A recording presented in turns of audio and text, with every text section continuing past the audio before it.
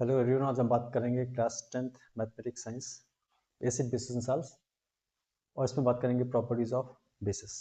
पिछली क्लास में हमने पढ़ा था प्रॉपर्टीज ऑफ एसिड्स, आज पढ़ेंगे प्रॉपर्टीज ऑफ बेसिस। ठीक, एक करके बताता हूँ। First property, bases are bitter in test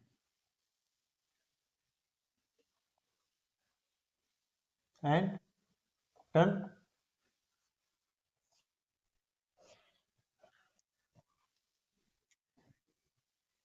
red litmus into blue. ठीक है, एसिड हमेशा क्या करता है, ब्लू लिटमस को कन्वर्ट करता है रेड में, और बेस हमेशा रेड लिटमस टू ब्लू करता है। ठीक, पहली प्रॉपर्टी होगी। दूसरी प्रॉपर्टी क्या है हमारी, रिएक्शन विद मेटल्स। अगर आपको याद हो, एसिड में भी हम लोगों ने ऐसे ही काम किया था, reaction with metals. You have to understand this, reaction with metals.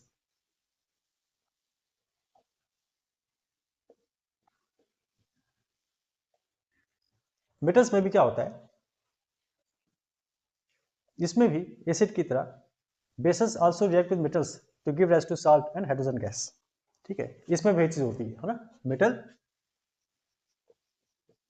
Plus base gives salt and hydrogen gas is released.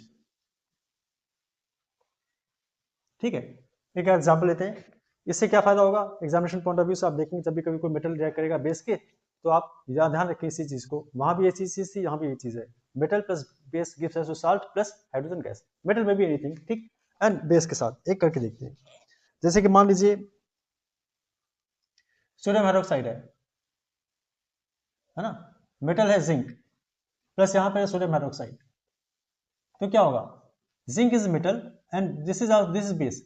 OH जहां जहां OH मिल जाता है वहां पे उसको बोलते हैं बेस। ठीक है ना, तो इसमें क्या होगा, इसमें हमें मिलेगा sodium zincate Na2ZnO2। This is called sodium zincate, जो है रिएक्शन विद मेटल्स। थर्ड है रिएक्शन विद एसिड्स। इसमें क्या होता है, रिएक्शन विद एसिड्स में क्या होता है, रिएक्शन विद एसिड्स में क्या होता है, जब भी कभी कोई बेस रिएक्ट करता है एसिड के साथ, तो हमेशा साल्ट और वाटर फॉर्म होता है। It will always give salt and water. Acid plus base gives rise to salt plus water. ठीक है, शायद पहले भी मैंने आपको एग्जांपल दे रखा है। और मान लीजिए सोडियम हाइड्रोक्साइड है प्लस ये रिएक्ट करे नाइट्रिक एसिड के साथ, तो ये एसिड है और ये है एसिड, नाइट्रिक एसिड, और ये बेस। जब भी कभी ऐसा रिएक्शन होगा तो क्या होगा, साल्ट फॉर्म करेगा, और साल्ट क्या होगा, सोडियम नाइट्रेट हो जाएगा, वाटर आ जाएगा। देखो H और ये OH, ये OH और ये H मिलके बनेगा यहाँ पर वाटर, और ये मिलके NaNO3 हो जाएगा साल्ट। NaNO3 ये बन जाएगा साल्ट। ये है सोडियम नाइट्रेट। ठीक है, तो sodium hydroxide plus nitric acid it will give rise to sodium nitrate and water. तो क्या हुआ, acid plus base gives rise to salt and water. Again salt हमेशा होते हैं नाइट्रेट, सल्फेट, क्लोराइड, ये सब साल्ट होते हैं। ठीक है, एक और एग्जांपल लेते हैं। मान लीजिए potassium hydroxide,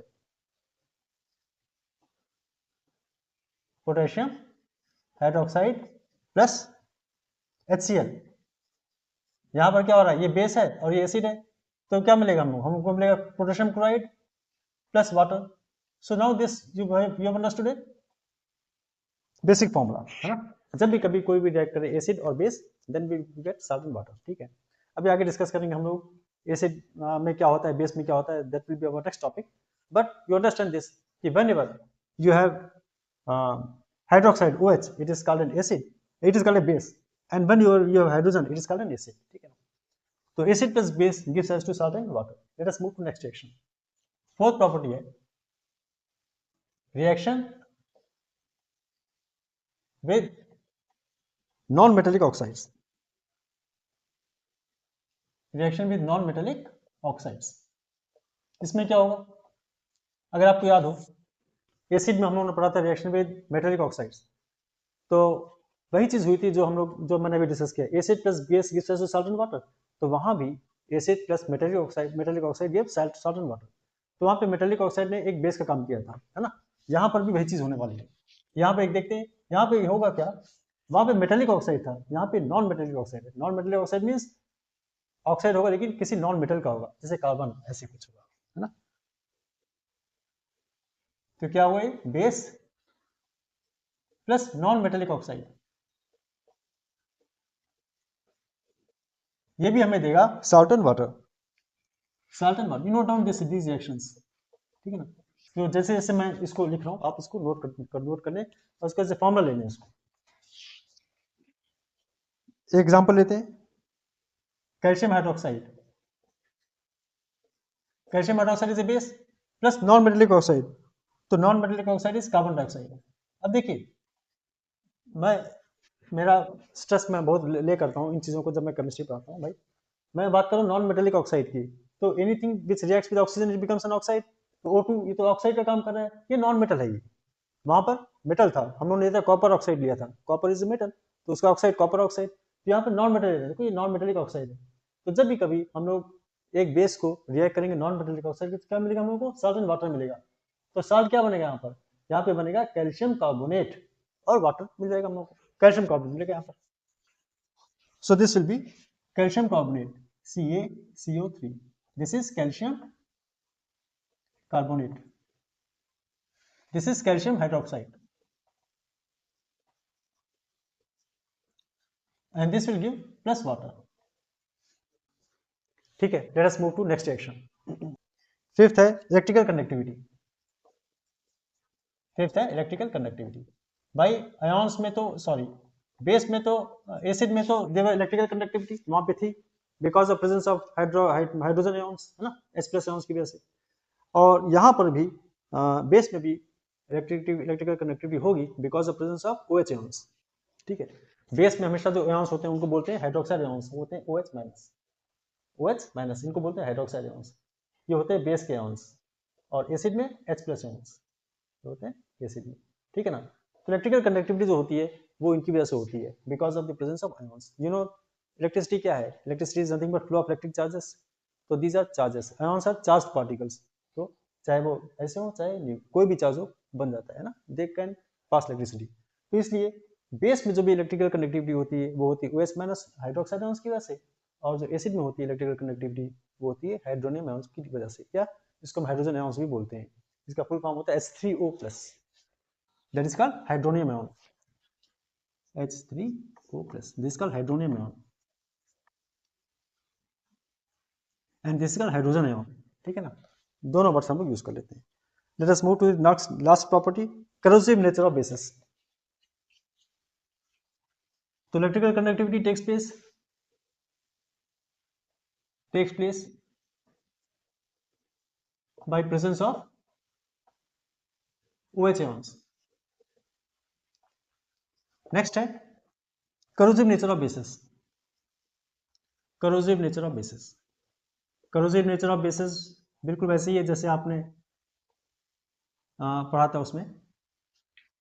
corrosive nature of basis का मतलब होता है कि बेस भी कहीं ना कहीं डेंजरस होते हैं, उनको छूना नहीं चाहिए, उनको टेस्ट नहीं करना चाहिए। Just like acids they too are dangerous, जो स्ट्रॉन्ग बेस होते हैं वो खतरनाक होते हैं, है ना। So they can melt wood cloth, ऐसे कुछ कर सकते हैं गड़बड़, जो एसिड में भी हुआ था, ठीक है ना। Some bases like sodium hydroxide, caustic soda, potassium hydroxide, caustic potash cause burning sensation, ये सब बर्निंग सेंसेशन कर सकते हैं। तो आप देख सकते हैं स्ट्रॉन्ग बेसिस, जो स्ट्रॉन्ग बेसिस होते हैं जैसे कि लाइक पोटेशियम हाइड्रोक्साइड हो गए, सोडियम हाइड्रोक्साइड हो गया, ऐसे कुछ, है ना, ये सब लोग they cause burning sensation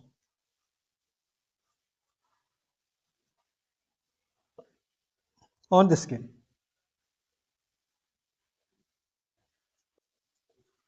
and may crore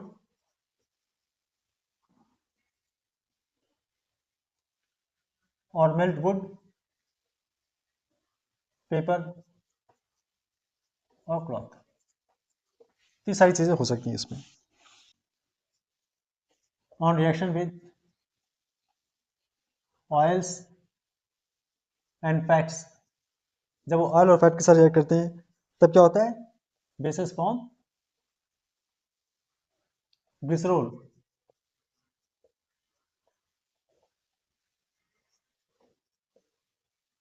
and soap.